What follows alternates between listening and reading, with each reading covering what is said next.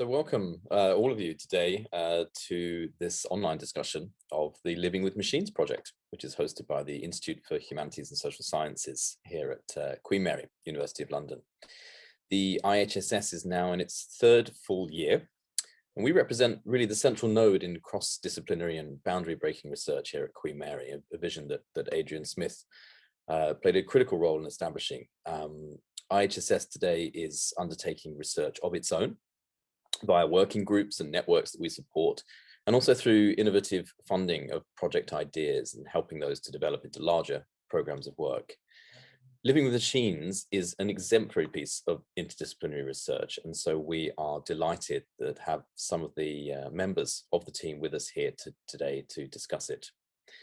Living with Machines is a UKRI funded project in which Queen Mary has been closely involved as one of the collaborating entities. Others include the Alan Turing Institute, the British Library, and the Universities of Cambridge, East Anglia and Exeter. Focusing on the human impact of the Industrial Revolution, the project is an attempt to reread historical archives with computers, posing fundamental questions about the nature of intellectual inquiry along the way, such as, how do we train machines to read maps? What is the prehistory of AI, and how can we explore this through texts and the language of mechanization? And what are the ethical and philosophical questions raised at the human-machine interface? Are we just feeding machines our own biases as we train up living machines? How will we continue to work with machines in the future as AI advances? I'm absolutely delighted that we've got PI and Turing Fellow Ruth Ahnert to properly introduce the project today, and I'll hand over to her in just a second. But welcome, Ruth, and thank you for sharing some of your time with us and what I think is a fairly international as well as interdisciplinary audience. We'll then be hearing from some of Ruth's colleagues about different aspects of the work that they've already been undertaking. Katie McDonough will talk about methods for distant viewing of maps using computer vision. Daniel Wilson will then talk a little about how we use large language models to analyze the trope of the animate machine in history. And Kasper Beelen will discuss the rather intriguing idea of a human in the loop and what it means to collaborate with machines. We'll then throw it open to the floor for a discussion which I will chair. Now, if you'd like to ask a question or make a contribution, you're very welcome to either raise your hand during the discussion and I will bring you in, or you can do so, of course, using the chat feature throughout the talk. But with no further ado, I'll hand over to Ruth, who will give us an introduction to the fantastic work that the Living with Machines project has been doing, and to tell us a little bit about their ideas moving forward. So Ruth, over to you, and thanks for joining us today in what promises to be a really interesting discussion. Thanks so much for inviting us, Simon. It's really nice to be talking to a home crowd, as it were. We're going to be speaking today as a small delegation from the much larger 23-person Live with Machines project. And our concern is not just with the subject matter of the project, that is the impact of the coming of the machine age in the 19th century and its impact on people's lives, but also the experience of working on a data-driven project like this. What's it like for 4 scholars with a background in the humanities to effectively collaborate with machines, machine learning algorithms, and other methods associated with artificial intelligence? So I'm going to give a brief history of the project before handing over to my colleagues to talk you through some of the specific examples of our research. Next slide, please, Daniel. So the collaboration began as a conversation between the British Library and the Alan Turing Institute, based on the clear opportunities of their co-location. For those of you who don't know, the Alan Turing Institute is the National Institute for AI and Data Science, and it has its offices inside the British Library's King's Cross site.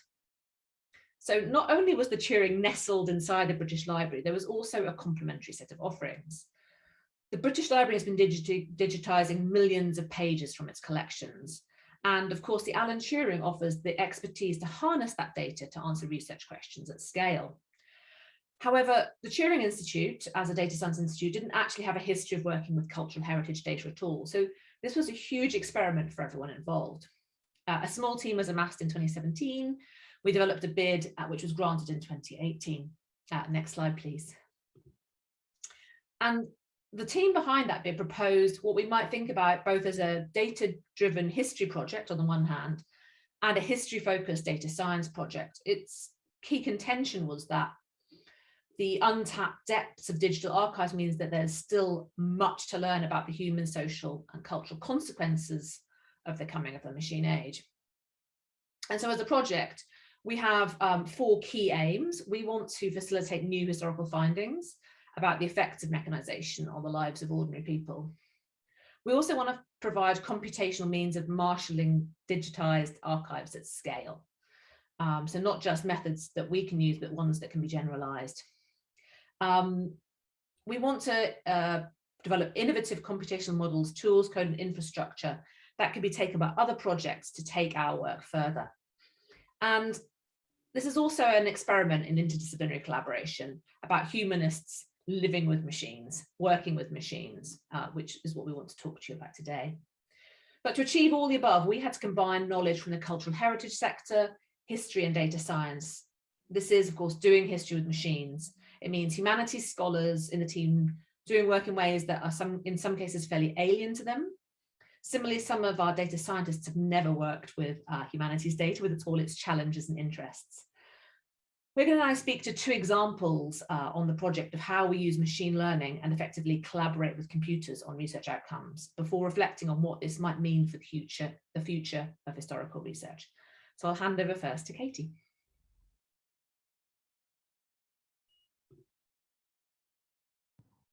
Great, thanks so much, Ruth. And thank you for the invitation. It's great to be here. So I'm going to dive right in and talking about some of the research we've been doing on living with machines with maps. Next slide.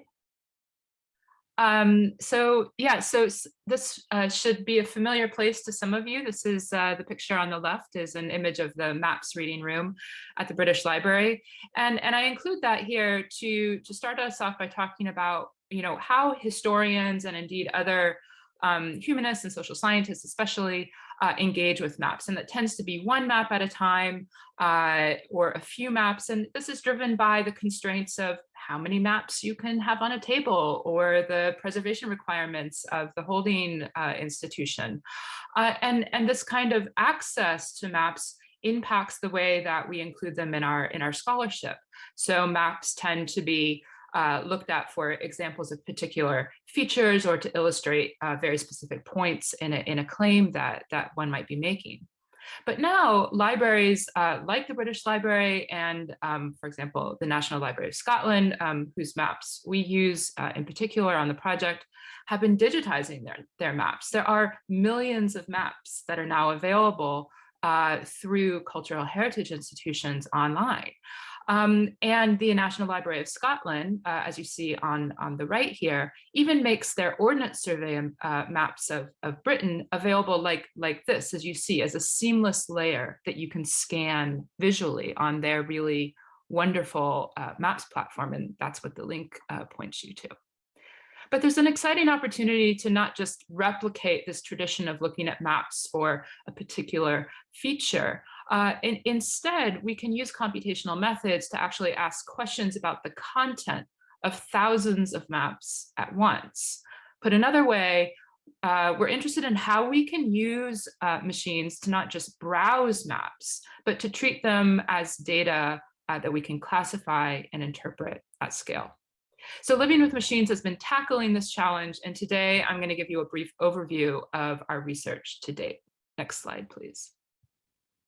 So just to say a little bit about our sources, these are the, as I mentioned before, the Ordnance Survey maps that have been digitized by the NLS. And what you see here is a visualization by our colleague, Olivia Vane, of the metadata for each sheet, and of course, the imagery for the sheet itself, as they kind of march through time in terms of their survey date. So we're talking about, in the experiments I'm going to be showing you today, an analysis of about 15,000 sheets that were printed between the late 1880s up to the beginning of the just before the First World War. And really understanding these collection histories is essential to our research. One of the key issues we looked at is precisely this temporality of series maps like the OS, and sort of understanding the fact that these maps don't reflect a sort of simple snapshot in one year is something that's really important to our downstream analysis. Next slide, please. So the question is, okay, well, how do we actually explore these maps in a kind of in-depth way, instead of just being able to scan or browse them in their digital facsimiles? And that's where we really come to computer vision as a method. So we're broadly interested in how these historical OS maps can tell us about the ways that Victorians were representing their industrializing landscape. And quite early on, we thought that we could use a kind of basic computer vision task to allow us to generate data sets about that landscape quickly and iteratively. So the objective that we set ourselves a couple of years ago was to design a humanistic computer vision method that first acknowledges that maps are not a ground truth of the past, and second, that this method will enable us to remain close to the source, to the visual information in the context of a particular thing we might be interested in learning about, and allow us to iterate through research questions. And this is something that just, quickly to say, is quite difficult in the way that computer vision is implemented in a kind of scientific context, which is really selecting a very specific type of feature, for example, a road network on a map, and creating a very detailed data set that generates vector data or point, line, or polygon data that can be used in a GIS context to analyze that specific information. It's a very kind of extractive approach that separates the data from the map itself. And this was something that we wanted to rethink in our approach. Next slide, too. So just very, very broadly, it's worth saying, how we are using machine learning and computer vision to work with maps at scale. So what you're going to end up seeing in the slides that follow are different steps in this process, which begins with annotation, where we, as experts, are manually labeling examples of a concept that we're interested in. We then train a machine learning model to learn the relationship between those labeled, human labeled examples and the kind of other map content that hasn't been labeled. And then finally, we use that trained model to predict or infer the labels for the content of our entire corpus of maps. Next slide, please. To put this into more practical terms, it's useful to say that the computer vision task that we've settled on is an image classification task. And for computer vision scholars, this is in fact somewhat of a boring task. They say, oh, this is solved. We know how to do this. This isn't hard. But image classification, as opposed to the kind of other examples of CV tasks that you see here, object localization, semantic segmentation, and instance segmentation, it's a less granular, more coarse approach to identifying information in an image. We're less interested, as I mentioned just before, in identifying which particular pixels belong to a bottle, or say on the maps, a road, and more in simply knowing that a road is present in the map. And indeed, what we did to make this much more useful and flexible for historians asking different kinds of questions of maps was to break the map down into patches, right? So that's what you see on the right here, where the map is sectioned off into patches, and we annotate at the patch level. Next slide, please. So of course, the really sort of interesting thing for historians to grapple with is, what are we labeling? What is the relationship between a concept that's present in our research question that we want to investigate and the visual information on the map that is machine readable? And so the kind of meeting ground between those two things is the label. And because we're labeling at the patch level, which is a flexible size, in the pipeline that we've developed. This is something that that is really kind of the crux of bringing the historian into conversation in developing a method that makes sense for historians and not just for computer vision experts. Next slide, please. Okay, so I'm just going to briefly walk through an experiment that we've been doing lately, and this is related to figuring out how we can use this method to find visual patterns. And we've really settled on because of our interest in industrialization, understanding rail infrastructure in the British landscape. So this first application of what we call the patchwork method as an image classification task is about asking how rail reshapes English, Welsh, and Scottish communities. So on the right, what you see is a snapshot of some vector or line data that represents historical railway tracks in Britain. And so you might say, if we have this, why do we need to do this? Why do we need to use computer vision for maps? And the answer is that first, this data is actually incomplete. There are missing tracks, and we also don't really know a lot about these tracks. We don't know when they opened or closed in the publicly available version of this data. But really more importantly, this data doesn't actually capture the totality of land that rail occupied in transforming Britain. This line data really lends itself to questions about network efficiency, transport costs, and even commuting. But our method, using a label that we call rail space, allows us to have a wider view on the place of rail in the landscape. Rail space is the totality of rail-related infrastructure, everything from tracks to depots and sidings. And creating a nationwide data set of rail space patches, in turn, allows us to think about other research questions about the spatial relationships between rail and sites related to industrialization, such as mills, factories, new residential development, as well as removals, and to compare rail space writ large to tracks or stations alone. And in addition to the rail space experiment, we've also annotated labels for buildings, which will come into play in a couple of slides. Next slide, please. So our pipeline is called MapReader. And what you see here, just on the left quickly, is what we start with. A represents subfigure A represents all the different sheets that we're analyzing. B and C, B at the nationwide level and C at a very kind of zoomed in level, represents the output, the predictions that MapReader is making for rail space in the landscape. So the gray patches in that zoom of subfigure C represent rail space labeled predictions. And on the right, what you see is a kind of implementation of this of data on a kind of digital Slippy map, where you can see black represents the rail space patches, predicted rail space patches, and red, the kind of red to yellow scale, represents the building patches that have been predicted. And so it's really interesting here to be able to show the degree to which rail is really dominating certain parts of the landscape.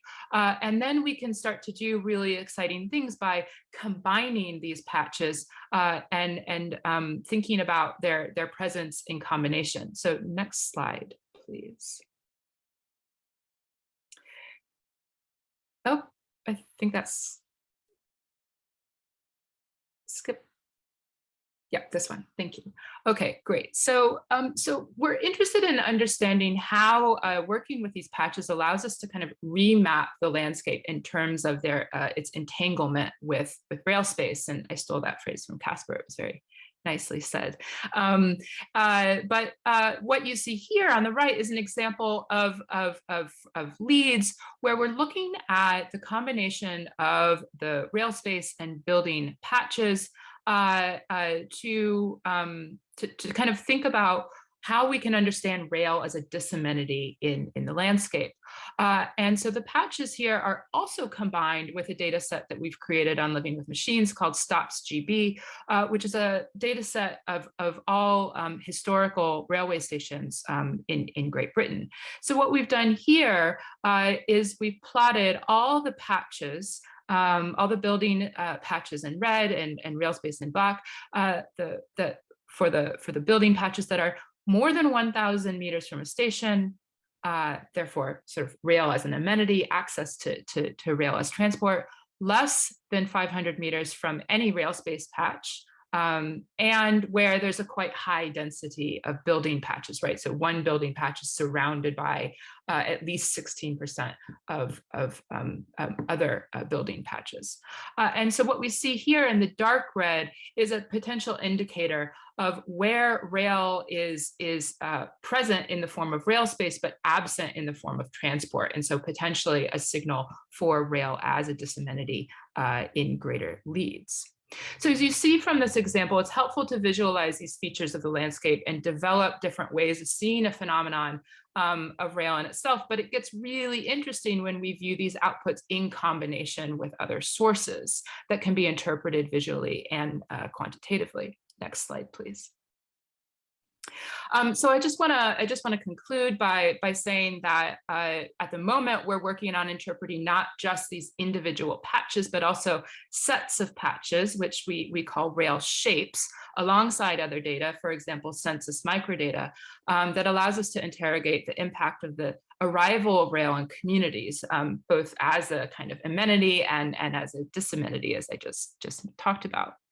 But there's a really interesting question, and I think this feeds into the conversation that Kasper will really be setting off about working with machines as humanists. And this is the question of error, because obviously we're working with predicted data. And you can see here on the right an example of one of the kinds of systematic errors that we encountered early on, where areas of rocky kind of outcroppings in the Scottish Highlands are classified as rail space, when indeed they are actually not rail space. So one of the really interesting things for us to grapple with, and we don't have kind of any cut and dry solutions at the moment, is to really consider what it means to work with data sets where there is error. How does that shape the kinds of claims that we're able to make? So I'll just conclude by saying that we're going to be releasing MapReader as well as all of the data that we've generated in terms of labeled patches very shortly. And yeah, we're excited to run new experiments and continue using computer vision on maps for historical research. Thank you.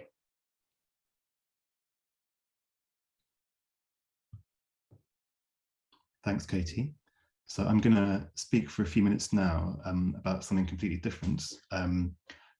Working now with texts and talking to you about the way that we use linguistic sources of all different kinds to explore some of the same themes and questions that we've heard about in relation to industrialization in Britain. I should also say that this builds on lots of work that has been done by lots of different members of our team. And we're now getting to quite an exciting phase with this work, where we can really bring it to bear on a wider range of material as we continue developing these methods. So why are we interested in tracing the language of machinery in 19th century Britain? Well, as we know, Britain was the first country in the world transformed by industrialization, with the widespread dissemination of machinery through society. And it was also home to an incredibly rich print culture, which hosted huge amounts of discussion, reportage, and debate about those material changes. And these were represented in both high and low culture, in literary works, as well as in newspaper reporting. However, it's not just of antiquarian interest to examine this 19th century language more closely. Historians of technology, including myself, have argued that something significant had happened by the year 1900, by which time our frameworks of thought about the relation of humans to machines became set, like conceptual and linguistic, concrete, hardening and taking shape in ways that continue to structure and shape today's discussion of technology. And so this period has an important legacy for all of us. Now, perhaps the most striking example is in relation to the perception of agency and animacy. In other words, if our discourse encourages us to imagine machines to be alive, as it were, capable of acting, doing, even thinking and learning by themselves, then we obscure the social and political responsibility for those actions, which always lie in the end with humans. So, for example, this slide at the top shows a line from a 19th century newspaper, a common turn of phrase, "The railway ran through the landscape," which nonetheless grammatically figures a machine as animate, active, and agent, thereby masking a series of technical, economic, and political decisions relating to the placement, in this case, of a railway line. Now, a turn of phrase which has a familiar relation to modern phrases, such as the infamous "computer says no," satirized here in the tragicomic catchphrase of the TV show Little Britain. But for people at the receiving end of today's algorithmic decision-making systems, this is no laughing matter. Critical data scholars and activists have shown how bias and discrimination rooted in society can be passed off as technical problems when computers come to be portrayed as thinking machines. Now, for us, thinking back to our 19th century material, the first challenge is to find examples, to find these living machines, as it were, in texts. So where are the signals or evidence that provide a way into exploring this rather odd and idiosyncratic way in which machines were discussed as if they were alive? Were there common features or tendencies we can discern in the language of machinery? Do certain tropes, figures, metaphors become established and dominant? Do these change over time and place? And finally, are there generic patterns we can observe in relation to different forms and authors? So these are some of the questions we set ourselves. And again, we need to reflect on why computational methods help us address these things differently. Now, in a way, what we're doing is akin to intellectual history, literary history of various sorts, and conceptual history as a field of inquiry has historically been a close reading tradition, often focused on narrowly curated canonical texts. What we want to do instead is to leverage the power of computational methods to explore very large corpora of texts. In this particular case, such as the Beale Books collection, which is a large data set of digitized 19th century books that includes all kinds of genres, and importantly, newspapers. As Ruth mentioned earlier, the British Library has been digitizing its newspaper holdings, and in this part of the project, we have access to a small portion of those, which is the basis for the work I'm going to discuss in a minute. But in addition to searching and finding keywords, which many of you will be familiar with as a way of working with digitized texts, what we're trying to do is to, as it were, capture some of the differences between everyday language and elite language, which go beyond sort of simple keyword searches. And to do that, what we're trying to do is model some of the characteristics of these different corpora as a whole. And that's something that we can do using large language models.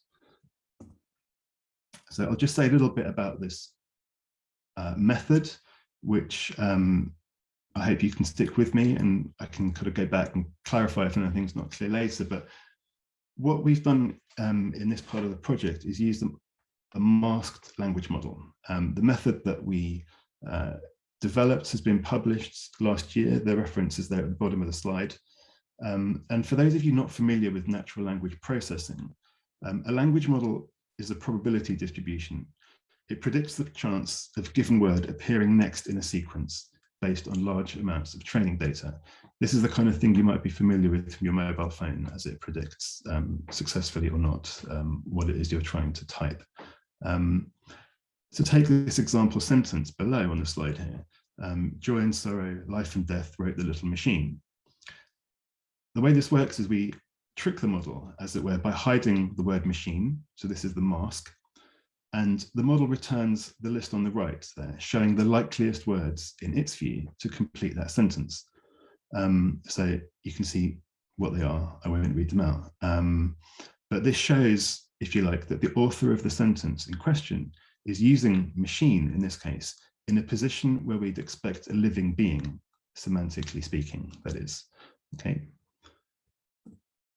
So after some initial exploration and close reading of our data set, which is essentially a large number of sentences involving machines, became clear to us that one particular figure of speech recurred noticeably in our books and newspapers, namely the trope of the mere machine. So this phrase mere machine appeared again and again and again in different ways, and it's something that we decided to explore further. So in our corpora, this is an expression that sometimes appears in sentences explicitly about machinery, but more often when no machines involved at all, in which cases it's most often used as part of a semantically complex disavowal of machinery, in which some other entity, a person, but also often a government, army, politician, or in this case, a lawyer, is pejoratively described as a mere machine and thereby somehow lacking in humanity. Now, there are lots of ways to begin to count instances of this expression to understand their different meanings and contexts by exploring when and where they occur and who uses them and why. And now we're beginning to start doing this work. I don't really have time to go into a huge amount of depth on that, but what I do want to do is just finish here with a tiny example of what can be achieved by combining, on the one hand, this procedure I've described of finding these examples, if you like, winnowing textual data, as Joe Gouldy's described it, to create a subset of material that bears on a particular question of interest. In this case, this phenomenon I've been describing, but it could be something else, of combining this kind of material, once you've created the relevant set, with the probabilistic language model to understand change over time. So to just give you a little example of this, here is an experiment we did to explore how linguistic contexts have changed from the 19th century to the present. And what these models are doing and what they're giving us, if you like, is information about the whole sort of context, not just of this corpus in question, but ideally the inference is that it tells us something about the culture, the broader culture in which these texts were created. Okay, so what we have here is on the left, a set of predictions made by a model of the sort I described earlier, fine-tuned and trained on our corpus of Victorian books from the British Library, the BL, who we call BLURT, because the modern version of this model is known as BERT, trained by Google on modern 21st century texts. So the results, when applied to one of the mere machine sentences I showed before, are in these two tables, in which you can see that BLURT on the left imagines that the author of the sentence, in this case Ruskin, must be talking about slaves. So given this masked sentence, this list here on the left is what the model thinks are the most likely words that should go in that sentence, given the context of the corpus. Whereas on the right, BERT correctly predicts that the hidden word here is machine. On the left, BLURT imagines that Ruskin was talking about slaves. Okay, so you can see there's obviously lots to unpack here, and there's some very profound questions about work, about forced labor, about mechanized labor that it's very much our intention to explore. But suffice it to say that this complex figurative web that connects all of these issues, the degradation of human work and so on, is an issue that, if you like, comes up out of the data that we've found, rather than being any preformed hypothesis that we came up with. And it clearly suggests this is an issue that merits closer investigation. And that's something that we're hoping to explore in future work on this topic. So just before passing over to Kasper, I'd just like to acknowledge the work of many others who contributed to this strand of the project, including Ruth, and others, including our colleague Mariona, who did much of the heavy lifting on the linguistic side, and also Kasper himself. So with that, I'll pass you over to Kasper. Thank you, Daniel. So yeah, maybe next slide. So I'm not sure if these are conclusions, but I'd like to end the presentation with some thoughts about the paper, which is kind of now gathering dust in my Google Docs, and it contains some kind of private musings about machine learning and digital history, which I'd like to share at the end of this presentation as a kind of additional thought to what we talked about so far. And you will see it connects with many of the issues we discussed in the previous slides. So I can start with observation that as a digital historian, like frustratingly analog or non-digital historians turn out to be right.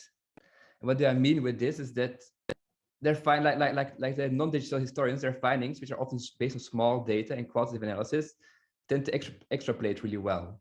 So often the outcome of research at scale, even when it uses powerful algorithms, tends to not surprise us. It tends to confirm what we thought we knew. And this is a kind of common critique on digital history and digital humanities in general. And Nanzia Da recently wrote quite a very provocative article that's kind of stated. She talks about computational literary studies, but I think it also applies to digital humanities or digital history more generally. That either research in this field, that it's when the results are robust, they're not surprising, and when they're surprising, they're not robust. So either a paper is boring or it's false. And although you could think maybe this is something a general problem with academic and scientific publishing, and it is, I think, but maybe it's like kind of more acute in digital history or digital humanities. And what I wanted to explore in this paper is this problem of robustness and surprisingness related to how we approach of how we think about machine learning and AI. And the problem, I think, is that we don't only borrow techniques from computer science, but also implicitly take over their discourse and their priorities. And I think we should maybe rethink why machine learning is actually interesting to us as historians. Next slide. So the central question then, when is automation relevant? What part of the research do we want to expedite to algorithms, and what actually what we'd like to keep on doing manually? And here I sometimes see a bit of a conflict between how computer scientists have long opposed machine learning and what are the priorities of historians when they do research. So if we revisit this very boiled down version of the machine learning pipeline, I think it's shown earlier, of annotation, training, and inference. So what computer scientists mostly focus on is on training a model on annotated data. So they're very interested in optimizing a model to do something highly accurately. So this is what gets you most, yeah, if you can say like my model works 99% accurate, it beats every other model, this can get you published and maybe even tenured. But this idea of beating the baseline is very dominant in, let's say, computer science. But like training a model requires labeled examples. And actually there you can establish what data mean. It is like by annotation that actually the meaning gets injected into our models. And often this work is kind of outsourced, like by crowdsourcing, like often anonymous people who are not very well paid. Amazon calls it serves even kind of mechanical Turk. So you get labels for your data as cheaply as possible. But actually, I think this labeling practice is actually as a historian, right, is actually the most interesting part of the research. And maybe there's actually much more we can do at this stage when using machine learning algorithms. So next slide.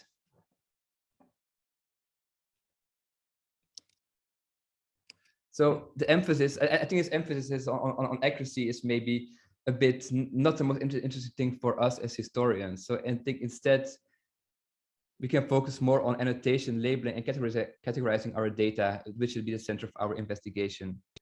Because these labels, often as a historian or as a humanist scholar, these labels or categories you want to focus, or you want to researchers are initially quite fuzzy and ill-defined, and the type of phenomena we want to investigate are very complex and ambiguous. So we can't recognize them when we see them, but our understanding of certain phenomena change when we do the research. So for example, when we were doing the machine animacy, like the Living Machines project, we were very interested like how, when are machines being represented as being alive. So we want to train a computer to recognize this property of we want to train a computer to label text wherein the machine appears as a living being, as being animate or not. But when you actually read those texts, you notice that the borders between animacy and inanimacy are actually not clear cut. And these historical examples you encounter when annotating actually change what you perceive as a living machine. And also scholars can really change what they perceive as a living machine. Like if you're a Victorian scholar or a linguist, you can disagree both for good reasons. So an idea I would like to explore is how can our models capture and replicate these kind of fine-grained and disciplinary distinctions we make as scholars when doing research. Can the machine understand the scholar, and can it be a machine humanist, basically? So I propose that a more interesting way than training a model is to annotate in conversation with a machine learning algorithm. what does a computer think and how does this relate to my ideas as a scholar?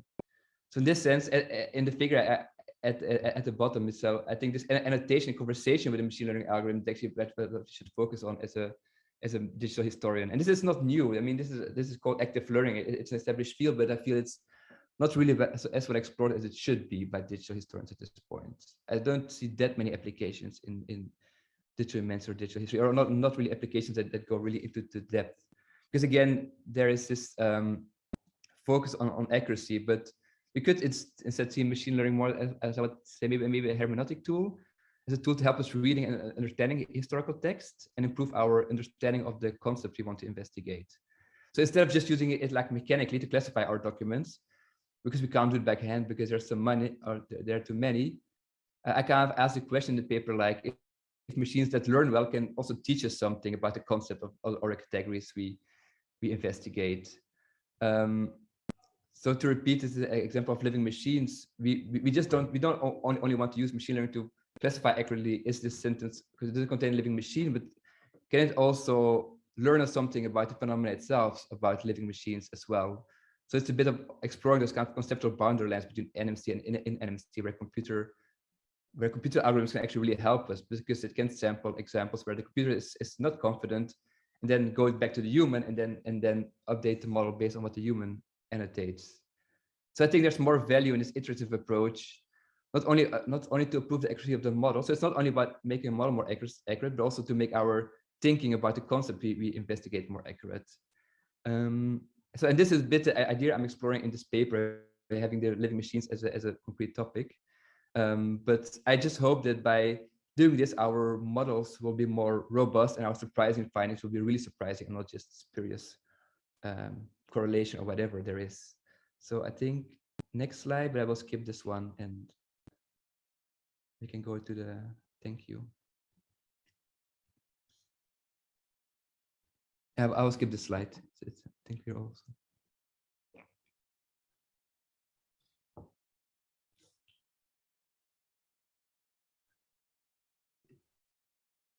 Thank you very much for listening. This is our slide that credits our full team, past and present. So you can see a little bit of the larger endeavor that sits behind us. So we'd love to hear your questions.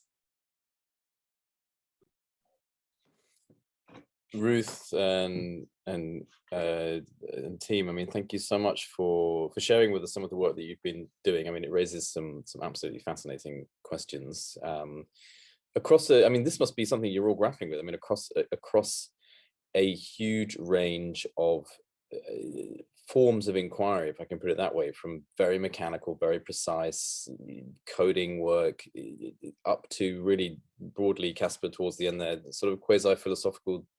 I mean, you hopped over a slide there about the hermeneutics of machine learning, and I thought, I mean, the range of modes of inquiry in this project is quite staggering. So an immediate question for you, looking at the team there, is how you're kind of bringing that together. I mean, obviously it's multiple strands of work.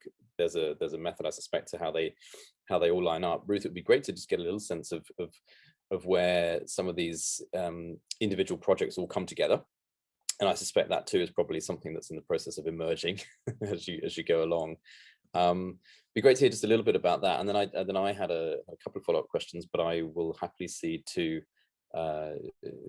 audience members from the floor if they also want to either post their questions in the chat or to raise their hand, and I can bring you into the discussion. But Ruth, did you just want to say a little bit about that, about how it's coming together in the direction you think some of these really quite open-ended questions might be taking us, and then yeah, I had a couple more specific points after that. We started out really early in the project with little labs. So at the beginning we had a language lab, and we had a time and space lab, and we had a linking data lab.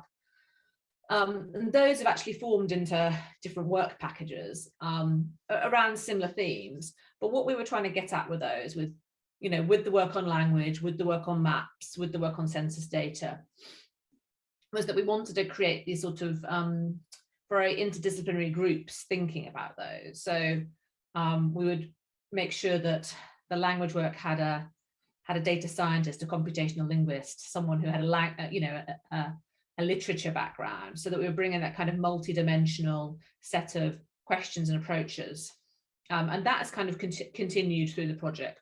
And I mean, one of the exciting bits though is where we're finding ways of moving beyond source-based distinctions. So rather than just having one set of people working on maps, one set of people on language, we're very, very interested in thinking about where does connecting different data types take us. So for example, with the rail work, kind of Katie was starting to gesture towards what we can do by linking data. So there's been a huge bit of work on the project on what's called toponym linking. We've developed a tool for linking toponyms across different sources with all of their kind of spelling variations and OCR errors, so that we can do things like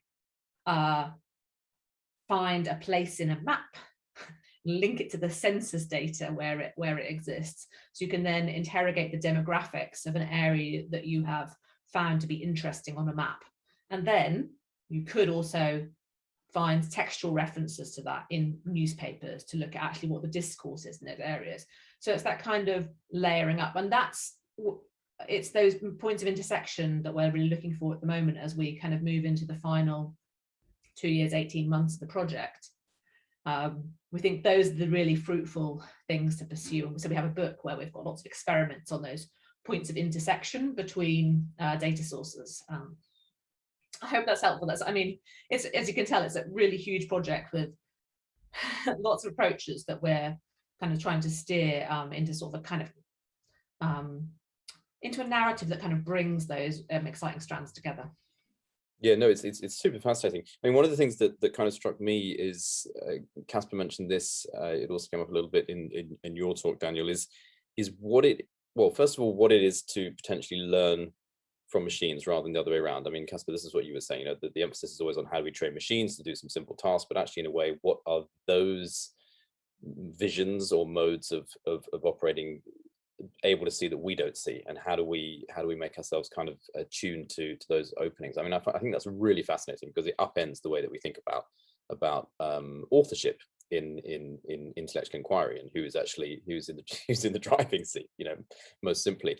But I wonder whether that doesn't also connect to another question which I had, which is, you know, what is it that the machines here are, or rather, what is it that the computer visualization is after? Is it after precision, in which it coded perhaps as form, or, and I was thinking this in terms of the railways, or is it after values or kind of or content? I mean, and how do you kind of manage those two elements? One is about the visualization of entities, and the other is the varieties of contexts and ideas, and this comes out partly, I guess, in the linguistic elements that are associated with those visualized elements. And how's the project kind of developing our thinking there? I mean, is that just is that one of those areas where the computers begin to see things and relations that we don't, or is it simple, or is that kind of is that the limits of what we can do here? Is it that to us will always fall the need to interpret in that sense? I mean, that's kind of, for me, the kind of the limit point of my understanding of how this thing works. But is that kind of where we can go? Is that where we can imagine this kind of research may take us, or is that always going to be the case that the interpretive side, you know, the historian, I thought that's such a great, you know, statistic in a way, because it's true, right? I mean, we see so little of the data, and yet the inference, the interpretive side of what we bring is so important. And how does that kind of map over into the more technical one? I mean, these are very broad questions, but it seems like, I mean, it seems they're really important to the nature of the, you know, methodologies and research going forward. I know that everyone in this screen has thoughts about it. I mean, I think I would just say something first before handing over to the rest of you, that I think what, as humanists, we are good at reflecting on is the way that these machine learning algorithms are kind of holding the mirror up to us and amplifying the things that we are telling it. So so it's learning our annotations. So essentially it's amplifying a set of human decisions, sometimes not entirely accurately, but it's kind of amplifying those. And with the large language models, again, it's modeling back to us the predictions are just showing us the kinds of things that people might have said at the time based on a statistical reading of a really, really large corpus. So it has that kind of mirror that it holds up, and it amplifies bias essentially in really helpful ways that I think actually humanists are much more trained to deal with than potentially people from a data science background who are looking for accuracy, that we're actually really good at grappling with the way it shows us ambiguity, shows us bias, and then deciding what to do with that. But I'll hand over to the other three who have much more wise things to say about this than I do.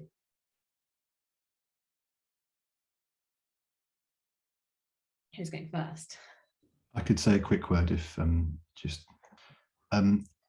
think I would echo much of what Kasper was saying and just give it a bit of a slightly different gloss just by saying that clearly there is this fetishization of accuracy and trying to ensure that things are correct in that sense.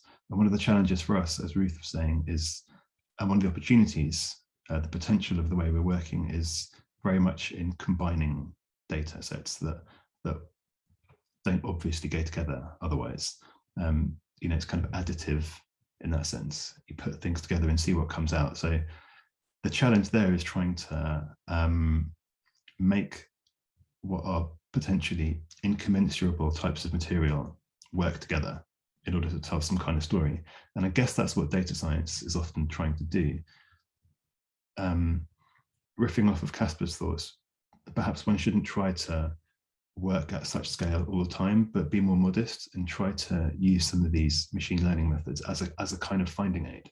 And I kind of mentioned in passing Joe Gouldy's line, Joe Gouldy is a digital historian who's done some kind of theoretical thinking about some of these issues, and her expression about winnowing data I think is useful because some of these methods, such as the one I was describing, allows you to move, for example, from keyword searching for one or two things that you want to look for for example, thinking at the level of a sentence as a unit of analysis. So we use the machine learning to pick out certain sentences as a unit in a way that you couldn't do otherwise. But we're not really trying to then work at a vast scale with that material, but just using that as a kind of finding aid, really, to point to where interesting things might be, and then to aggregate those things together to then close read. So that would be my kind of spin, I guess, on your question. Yeah, if I could just add something to that, I think that there's sort of with the working with maps and sort of basically just working with image data as historians, you know, we're not art historians and we're not geographers. And historians often, not always, but often, don't really have kind of visually driven research questions. And so I think one of the really interesting things precisely has been interacting with the results of the models to kind of see if our labels make sense, right? And then that in turn prompts us to rethink our questions so that we can interact with this material that we're not used to interacting with as historians at this scale. So that's a really productive and it can be really uncomfortable. It's something that we're not used to doing, and yet it's been really exciting for us. I think the other thing, just to talk a little bit about patches, you know, when we talk to computer vision people, or there's a kind of field in GI science, it's crossover with CV called historical map processing, and people are doing really amazing research there. Again, you know, to do really precise extractive work. There's a lot of maps that are being digitized. Let's grab all this data so that we can do kind of longitudinal, regional, or urban analysis. And that's all really exciting. But does it really make sense to treat maps that were created even in the early 20th century, certainly in the 19th, and definitely going back further, to try to create such precise data coming from maps that may not have been really accurately surveyed at all. So the patch is an attempt to kind of return to think in terms of what makes sense for the source material. And it's a chance to step away from that drive to just aim for precision of a particular feature, and instead think about the features in the context of their visual context in the map, given a knowledge of the history of the production of that map and the people who made it. So so that's been kind of our goal, and kind of pushing against this trend. That's the kind of sort of more, shall we say, like scientific approach to working with this material. Yeah, that's incredibly interesting. I mean, I wonder whether, because there is an interesting sort of parallel structure to the project here. You're basically looking at a corpus of 19th century archives, maps, texts, and so forth. Let's take the maps, just since you were talking about this, Kate. There's then this current moment, which is the digitization of much of that, and you've done some maps about when different parts of that archive have been digitized and so forth, and that sort of tells a separate story in itself. And I'm just wondering, where do you position the project in relation to that kind of second moment? You know, it's very easy to look back to the creation of the sort of this flowering of cartography in that period as sort of part of nation building and so forth. So what's the sort of flowering of digitization mean in the current context, and where are you guys sort of situated in relation to that?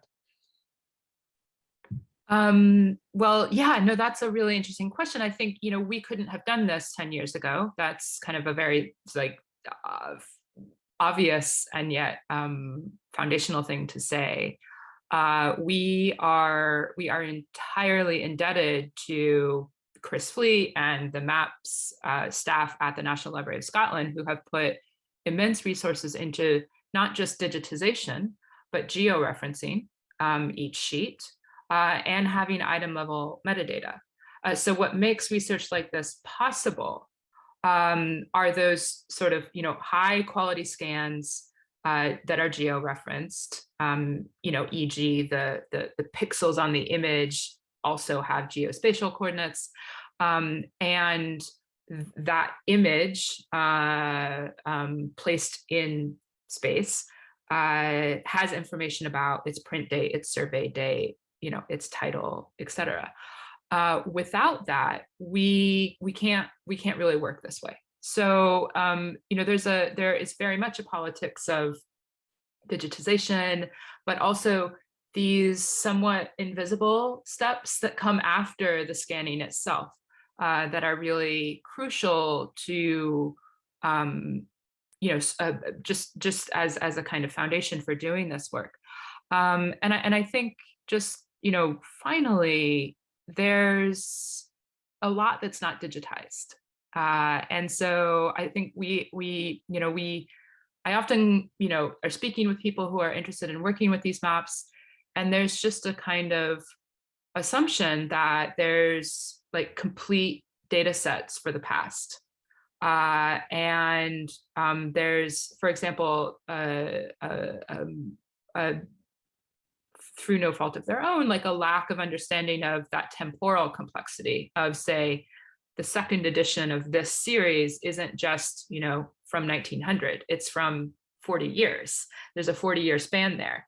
And so that has to be taken into account when you're talking about what you're finding in these sheets.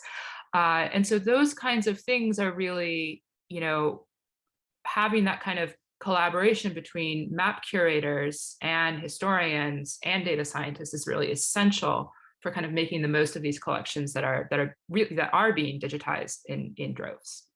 I'd add a segue in there. I think one of the criticisms levied at digital humanities is kind of very sort of positivist approach, that we're kind of making our arguments on the basis of the data that's available. And there are all sorts of digitization policies, and the word policy is actually kind of maybe is generous, because what gets digitized often isn't an active policy. It's a set of overlapping institutional decisions, little pots of money. So what we have are really, really uneven, oddly shaped corpora. And that's one of the things that we were really concerned about at the beginning of the project, about, you know, telling a story on a misshapen corpus. So Kasper, can I just ask you to talk briefly about the work on what we call the environmental scan?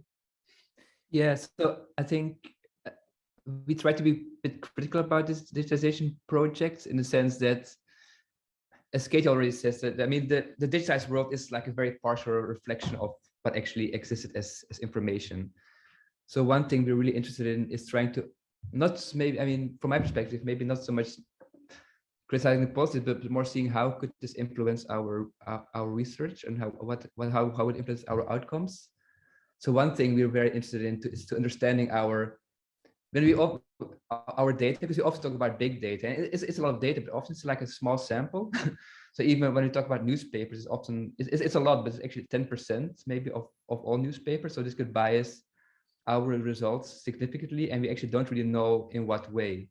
So one thing we're doing now is to really try to compute more efficiently, or try to understand more accurately, like what do we have in relation to what we don't have, and actually what are the characteristics of our data that we have to what's out there. So for example, we have been discussing one corpus, like just newspapers, and you find that like, for example, they heavily lean on political newspapers, because they are interesting to historians, but actually the biggest category of newspapers were mostly local newspapers. So what Victorians thought was interesting, that really corresponds very well with what historians today considered relevant. So we like to be critical about this kind of the digitization processes as well, and take them into account in our analysis.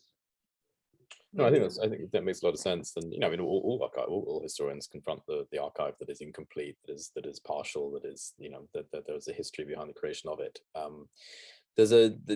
Points of conversation on, perhaps partly to a question from the floor here, which is, first of all, they say thanks for an amazing speech.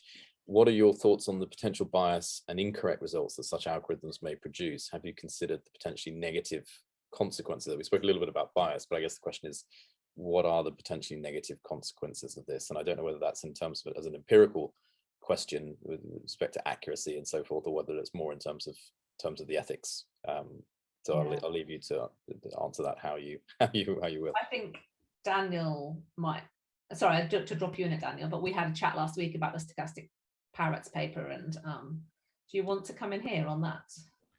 Yeah, I mean, that's a big question and touches on lots of nerves, if you like, which I mean, Kasper's already sort of gestured towards one of the concrete ways you can address that, as has Katie. I mean, your question, Simon, about the moment of digitization, I guess you could say, to kind of summarize some of the previous comments, that part of our work is precisely work about collections, in the sense that, you know, actually with some machine learning techniques as well, such as helping you to understand gaps, absences in the collections, you can start to come up with practical solutions which I guess remediate some of these absences, where you can reconstruct what they are. So we have some of that at work already, where we try to adjust the things we know are missing. So there's a kind of practical thing you can do to adjust your research in that sense. I guess there's a more kind of philosophical challenging problem about using things like, for example, language models, where essentially the things that exist and the things that are fed into the models, as Ruth said, are amplified and returned to us. There's quite a lively debate in the field of computational linguistics about this, which has been controversial, to say the least. It's resulted in some people losing jobs at places like Google, when they've tried to point out some of these risks, in particular when certain groups are not represented in the sample data that's used to base other models on. So it's very much something that we're aware of. Whether other researchers in the field are paying as much attention to this kind of issue or not is probably not for us to say, but it's a hot issue. And I would say it goes from the ethical actually more into the political pretty quickly.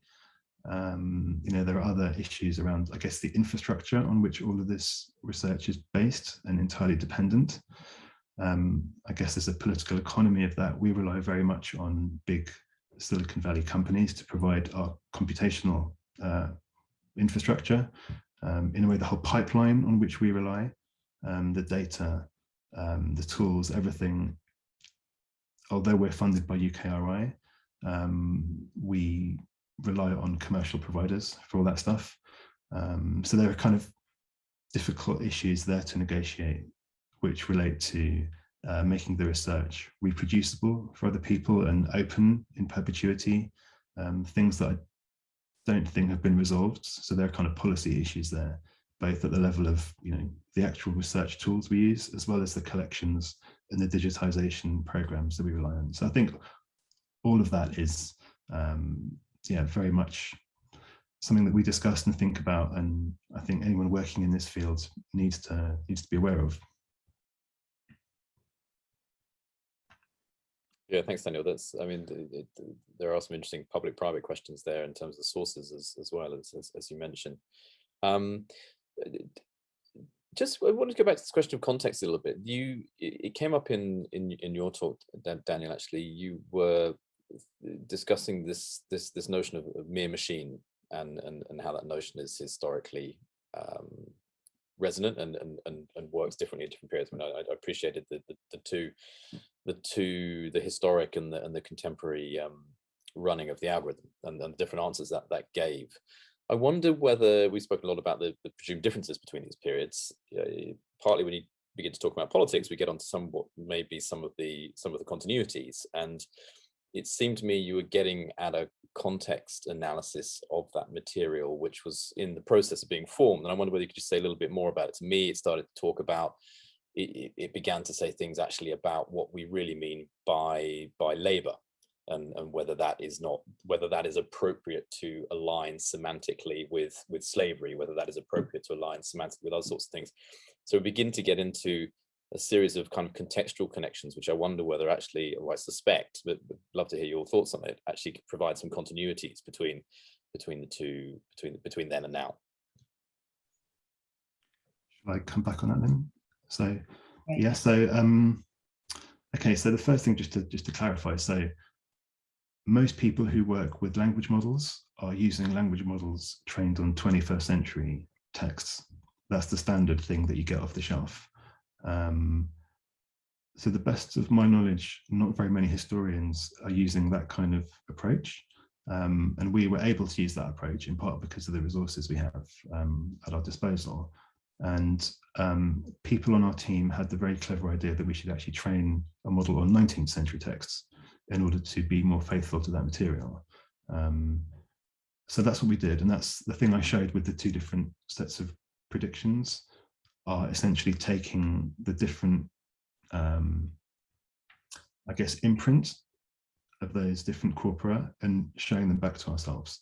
So that's why you get, I wouldn't say wildly, but subtly different predictions about these little semantic expressions around work, which you asked about there. So I guess the point that came out in what we found there was that in the same way that the thing doing work is seen to be interchangeable in the 19th century, the language model allows you to see which things semantically can be interchanged. And in a way, what that throws back is that the range of,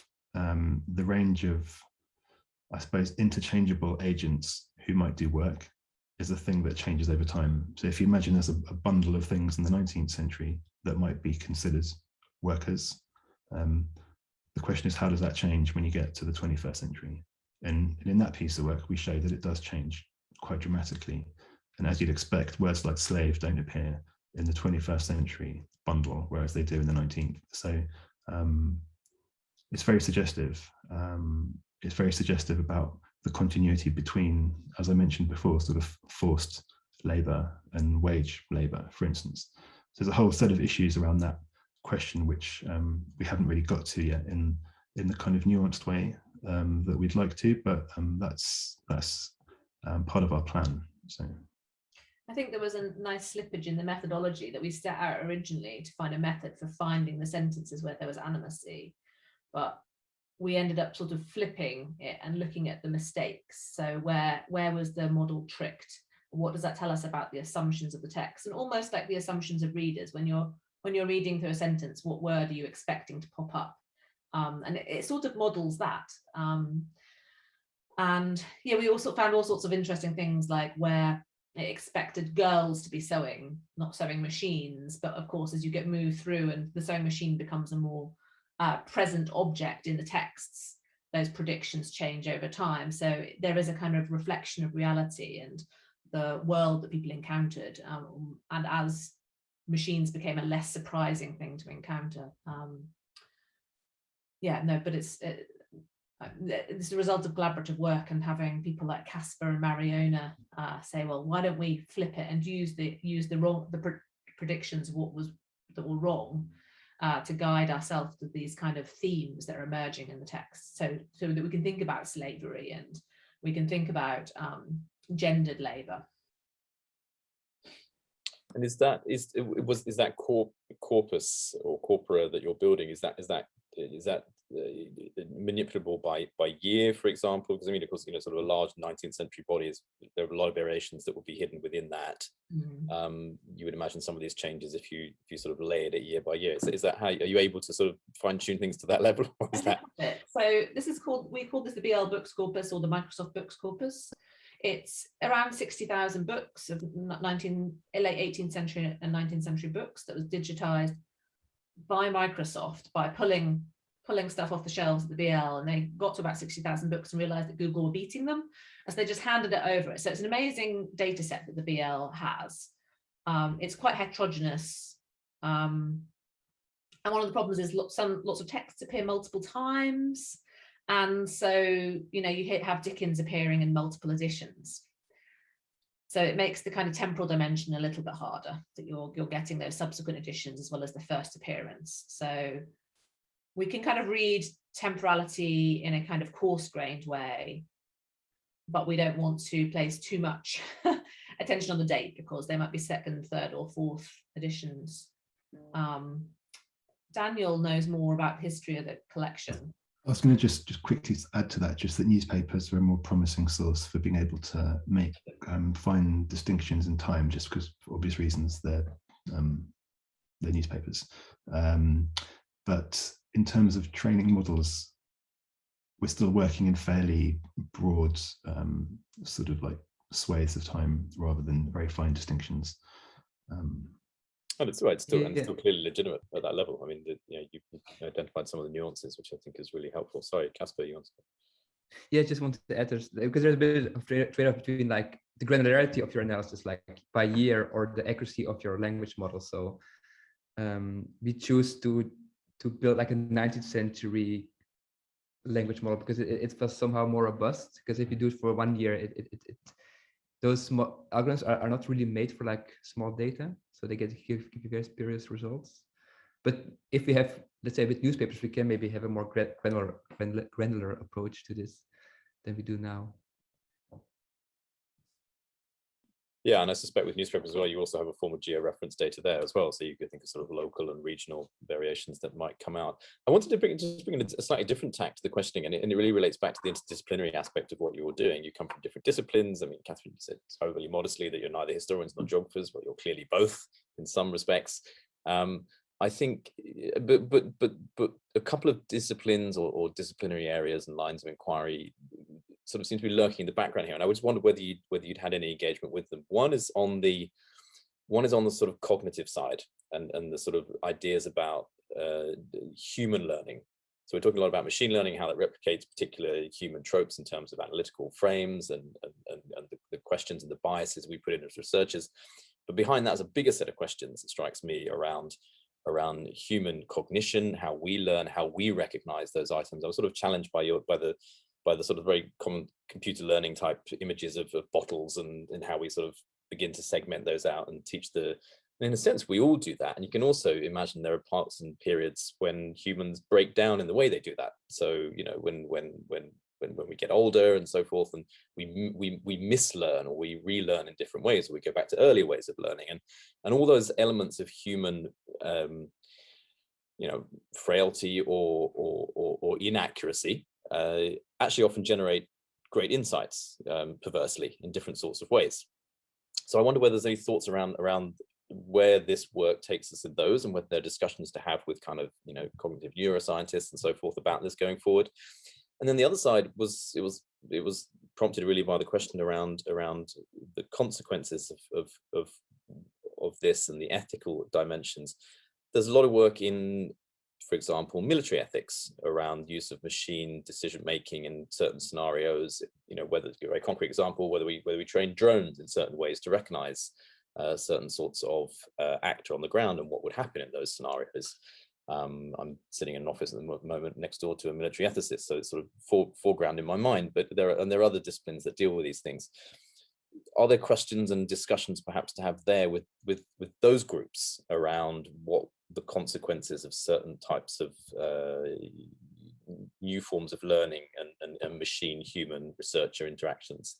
They seem to be two really fertile areas. Didn't hear much about them because we're focusing, you know, recognizing particular kind of cases that you've studied. But I'd love to hear if there's any thoughts around those other interdisciplinary conversations that may take place. We already have a lot of disciplines on the project, so we have, because you need more computational linguists, and we have urban geographer, and of course curators and library professionals. We don't have any people thinking about neuroscience or military ethics. And I mean, we are in a really fortunate position in the Alan Turing Institute that we are able to have those cross-disciplinary conversations. So Katie has been having chats about the use of MapRead of the computer vision and how that can be applied to biological data. But I think it does raise a question about when you're developing new methods or approaches that can do a thing that can be domain crossing, you design it within the confines of your expectations about how it will be used, but you do not know how it will be used by others. And there is always an ethical concern around that, especially when you make your code open and documented, people can take it and do what they like with it. So I don't know whether anyone here who's had their code taken into another domain has any thoughts about that. But I know in previous work I've worked on, you know, network analysis of communication networks, and you know, it kind of gets close to the kind of work that government agencies are doing on tracking people's communication behaviors and the way that sidles up to issues of surveillance. So there is always an ethical implication to what you do. Any thoughts from others in the room?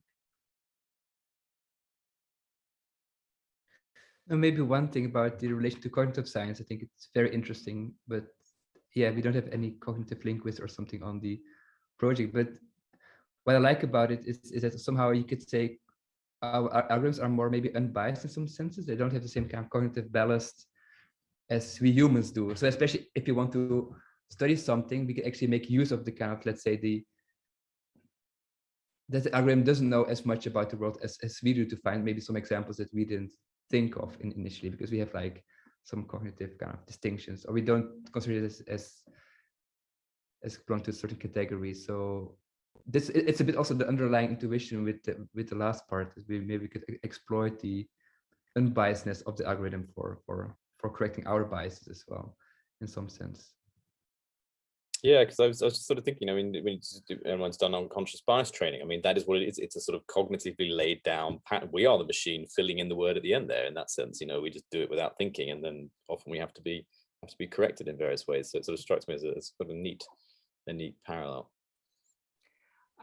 I'll just, if I could just say one thing, I think just this human learning thing, I mean, it's really interesting, and I think we're all going to go away and think and talk about that. but it occurs to me that I think we're trying to, across all the different strands on living with machines, we're trying to kind of learn differently as historians or as linguists or as, whatever our kind of home or place of, discipline of origin might be. And that is often, challenging. And the kind of next step, right, is to take what we're creating here and sort of take it into the classroom, take it into other professional settings, as we said, like places we might not expect. And what will be really interesting is to see how, kind of those downstream effects, does someone learn about, maps or newspapers in a very different way, but using tools that we created from, the way that we experienced it in the context of, these particular years. And so I think that it just points to some of the ways that we're trying to make our research transparent, so that, maybe even if we are not conscious of what might be strange about the way that we're learning something from using these methods, that maybe down the line, someone else will be able to see that or experience it in a different way. Yeah, I would agree with that very much. And just to echo the thing about cognitive processes, there is a phrase that comes up a lot in data science, which I've had to kind of become familiar with, which is intuition. People always talk about their intuition, and there's this kind of interesting creative moment when people are collaborating in research, because many of us have never really worked in collaborative research teams, but there is this moment where people in a room or around a table will discuss a topic or some material, and the question of what is your intuition about it is always the starting point. And then that intuition is worked up and analyzed from different perspectives. And then the intuition is sort of presented back to yourself as something that you weren't quite really aware that was where you were coming from. So in a way, there is a kind of mirror held up to one's own cognitive process and one's own disciplinary training and expectations, as Katie says, becomes much more explicit and transparent. One small example of that is that we had for a long time on the project a sort of group where we would try to come up with historical hypotheses based on certain amounts of historiographical readings, and we put that in combination with the intuition of a data scientist and ask them to read a 19th century text that we may have been familiar with, maybe have taught to students in the past, and the thing that a data scientist would say when reading it is completely different and unexpected to the thing that a historian would say about it. So in that way, these disciplinary expectations do become explicit, and that in itself has been a really interesting process, I'd say. Yeah, I love this phrase that you introduced, Ruth, around sort of holding up a mirror up to our own forms of working, and I think that's why, for my money, I think why everyone should have an interest in this project, because it really does kind of raise some fairly fundamental questions for all of us. We have just about 5 minutes left. If anyone on the floor wanted to put in a question, last question before we wrap up. But I wanted to just ask one thing, and I don't know if this is fair or probably actually just wrong, more likely. Is it the case that all what we can do here gives us that kind of bird's eye view? Are we looking at things from above? I'm partly provoked in thinking about it through map reading and very sort of traditional critiques of maps and the kind of bird's eye, the sort of God's eye view that they provide for us and so forth. Is that the case with all of these working with large data sets? Is this a genuine question, or are we actually able to do it in more nuanced ways and break it down? And I wonder whether perhaps we are, given the way you're sort of using, creating some new terminology around sort of subfields and smaller sections of maps and how you begin to code those. So yeah, is this giving us a very powerful but particular type of view, and we should be aware of that, or is it actually just the first step into what is going to be ultimately also a series of very potentially localized ground up views? And one reason I think that is because of perhaps a slightly forced analogy, but when I sort of see the kind of work and the ways in which the materials you're drawing upon and the techniques come together, it sort of makes me think in a very different sphere of kind of what people often call kind of co-creation, and the idea, and Daniel, your sort of points about collaboration and intuition just now sort of reinforce this, that that groups of people working together can create ideas that don't really come from any of them, that nobody can really claim ownership of them, but they very clearly come from below. And part of, I think, what we're learning in social science research, but also in politics and truth and how we do organized decision making in a range of different fields, is how to capture that without it being a sort of an idea from on top, which is imposed on below. So sort of transferring that problem, as it were, over into your research. How does that play out? Are we doing the one but trying to find ways to mitigate that, or are we actually able to do a bit of both? As I say, genuinely open question, because I have lots of strong opinions about this. But yeah. I think what we're doing on this project, and something that I very much champions going into it, is that we iterate through all of those different skill sets in every research question.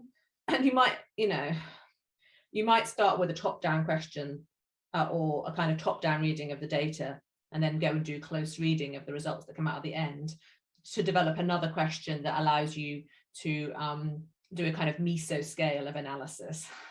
But it brings in the expertise of all people in the room. So it's a bit like you're passing the question around, and it's going through these different phases.